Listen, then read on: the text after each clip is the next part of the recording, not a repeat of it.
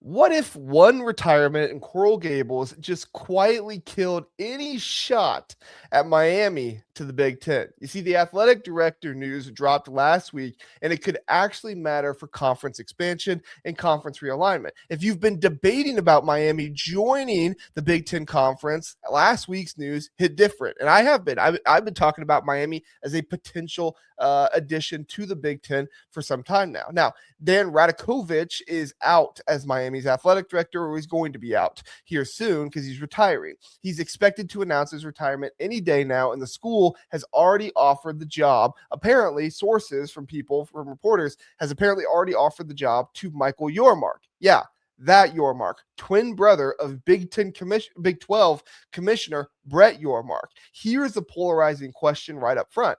Is this the moment Big Ten or Miami Big Ten rumors end for good, or will the Big Ten still have them as an option for conference expansion, conference realignment in the future? Let me know your takes in the comments the second you hear this. I want to know what you think, if you think the Big Ten should still go after Miami no matter what. Now, this isn't just some random hire by Miami. This is the kind of move that could lock Miami into a different future and close the door on Miami Big Ten for the foreseeable future. While the national media and SEC biased talking heads love painting the Big 12 as some real contender alternative to the Big Ten, not to them, but to the Big Ten, the Big Ten Huddle is where you get the honest truth about conference expansion and what they won't give you. First, the facts on the table. Radakovich has been at Miami since late 2021. He came over from Clemson, helped stabilize the department, and was part of the push to upgrade facilities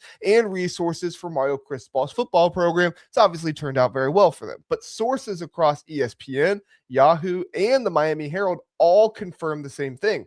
He's retiring soon, possibly staying on as like an advisor role or something like that. And the board has apparently been briefed on this last Friday.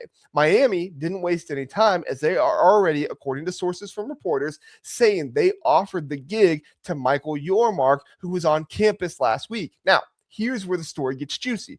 Michael isn't just some suit that's coming in or anything like that. He is the president and CEO of Rock Nation Sports International. Before that, he spent over a decade running the Florida Panthers, turned them from a struggling NHL franchise into a Stanley Cup contender with huge business growth right there in South Florida. He's got deep roots in Miami. His daughter goes there, and he knows how to close big money deals in the NIL era. Honestly, this is exactly the type of guy you're looking for as an athletic director in the modern college athletics era. But the big news is that he's Brett Yormark's not just brother, but identical twin. They're sharing brainwaves here, people, okay? Same DNA, same business brain, same network that runs to the top of the Big 12. Think about what this hire would actually mean for the conference, for conference realignment. Right now, Miami is stuck in the ACC. They're not getting out this year. They're not getting out next year. All right. The ACC is bleeding media value compared to the Power 2. The Big 12's TV deal runs through 2031. The Big 10's is through 2030. And everybody knows the next round of conference expansion, if there is one, is coming soon before those contracts reset. A Yormark at the helm of Miami gives Miami an inside track on the kind of NIL collectives, branding deals, and revenue plays that keep schools from bolting. Rumors have been swirling for over a year that Miami wants out of the ACC, but it's just a matter of time until the conference buyout gets low enough for that to happen. Hiring Brett Yormark's brother, his twin brother, identical twin, isn't just convenient. I believe it's strategic. It creates a direct family pipeline to the Big 12 decision makers. We've seen how brotherly or sisterly connections have quietly shaped moves before, and this one feels like it could steer Miami toward the Big 12 if the ACC keeps crumbling as we think it will.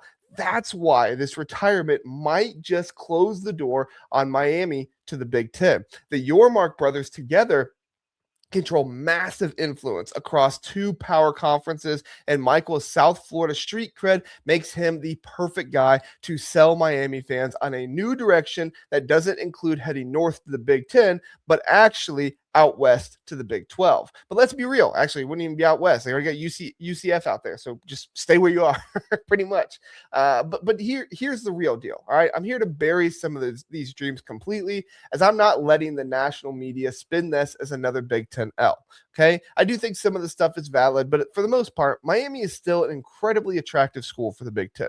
Historic brand, massive market, football upside that would fit perfectly with the Midwest to Florida footprint that they're going for. We've already built, all out west with USC, UCLA. Maybe they go for Utah out there, but I do think that at some point they're going to want to go down south to Florida or something like that.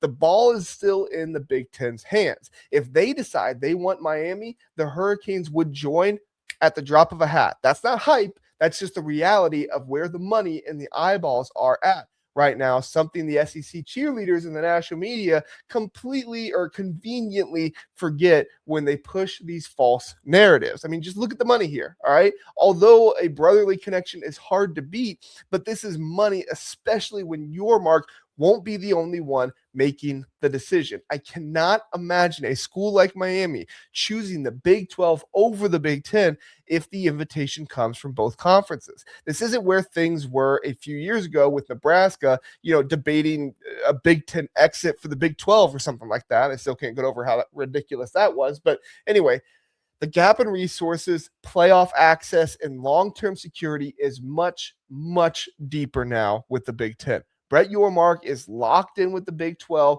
though at least for the next media cycle, but commissioners don't last forever, and some people don't really like Brett Yormark, so maybe he's getting, might not be the Big 12 forever, especially when the Power 2 keeps consolidating. At the end of the day, this retirement and the Yormark hire feels like Miami hedging their bets for short-term stability. It could make them a more attractive Big 12 ad if conference realignment heats up again, but it doesn't erase Miami's appeal to the Big 10, and I don't think it would make anything with the Big 12 more appealing for Miami than the Big 10. If anything, it just forces the Big 10 to decide faster whether they want to make the move before the brothers, the Yormark brothers, lock Miami into a different orbit. This is bigger than one athletic director's decision. This is about the next decade of college football power, possibly even more. Who gets the money? Who gets the brands? And who gets left behind in the conference expansion and the possible formation of the Super League? Miami hiring Michael Yormark might not slam the door forever, but it sure does feel like it made the Big Ten path a little bit more to think about. And while the national guys keep sleeping on what the Big Ten can still pull off, they want to say, if the SEC wants them, they'll get them. We are here at the Big Ten Huddle, staying locked in on these outlier moves that actually shape the future of the conference. But I want to know, what do you think? This is your turn. What do you think? Does this hire kill Miami's Big Ten hopes for good, or is the Big Ten still holding all the cards? Should they want Miami, they can go get Miami. And let me know.